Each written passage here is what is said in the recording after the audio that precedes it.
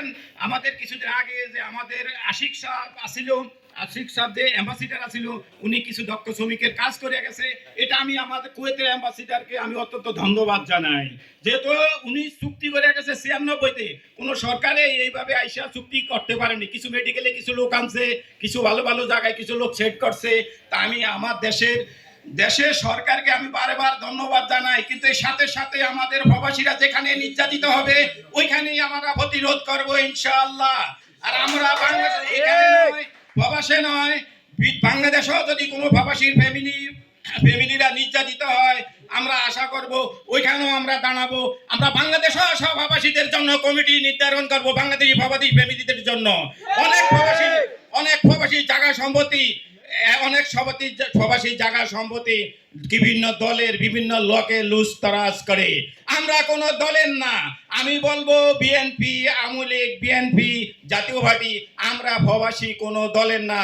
আমি সব ভাইদেরকে আহ্বান করব, আপনারা আসেন, আমাদের প্রবাসীদের সাথে কাজ করি। আমি আপনাদের সাথে কাজ করি। আপনারা কেউ, আওয়ামী লীগ আমার শত্রু না, বিএনপি আমার শত্রু না, জাতীয় পার্টি আমার শত্রু না। আমার শত্রু যাদের আমাদের প্রবাসীদের দুশ্মন যারা, এরা আমার শত্রু।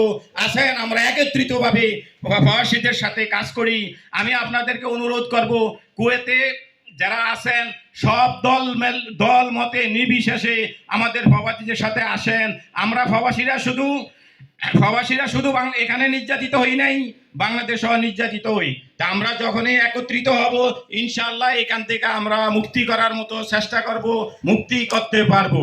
আর প্রবাসীদের যে আমি দাবিটা বলছিলাম যে প্রবাসীদেরকে রাষ্ট্রীয় মর্যাদা দেওয়া হবে, মৃত্যুর পরে এয়ারপোর্টে যাতে সার সমর্থনা দেওয়া হয়, এই দাবিটা যাতে আমার মিডিয়া ভাইরা যারা আছেন এখানে, আমি তো বয়স হয়ে গেছে বেশি বলতে পারি না, এরা এই দাবিটা যাতে মিডিয়া ভাইরা একটু কষ্ট করে কালেকশন করেন যে প্রবাসীদের এই দাবি।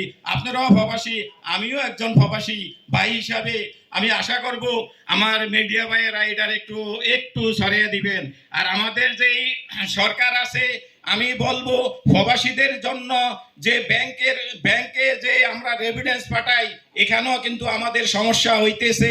দেখা গেছে আমরা ডলার যখন খরিদ করি এক রেট, যখন আমরা টাকা পাঠাই আরো রেট। কিন্তু বারবার আপনারা যখন আমাদেরকে হুন্ডিতে টাকা পাঠানোর কথা বলেন, হুন্ডির জন্য আপনারাই দায়ী। কেন হুন্ডির আপনারা সুব্যবস্থা করতে পারেন? আমাদের রেট কেন আগে কুয়েত থেকে একদিন আরে 400 টাকা পাইতাম, 185 টাকা চলে আসছে। এটা রাষ্ট্রীয় কারসাজি।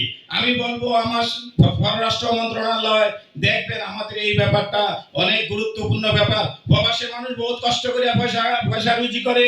আপনারা আসেন, দেখেন, এবং প্রবাসীদেরকে যে কোনো মূল্যে প্রবাসীদেরকে আপনারা স্বীকার করেন রেভিডেন্স যোদ্ধা হিসাবে, কিন্তু আমাদের রেভিডেন্স যোদ্ধা হিসেবে স্বীকৃতি আপনারা আমাদেরকে দেন না।